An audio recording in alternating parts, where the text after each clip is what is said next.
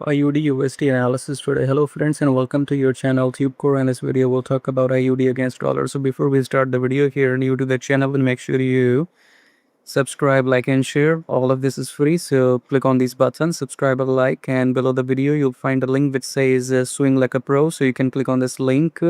Then come to this page right here where you can check out these recent setups and trades, and you can join this program if you want to enter and exit with me. Subscribe, like, and join free Telegram as well somewhere. Here you can join my free Telegram, and if you want to talk to me, you can book one-to-one consultation right here.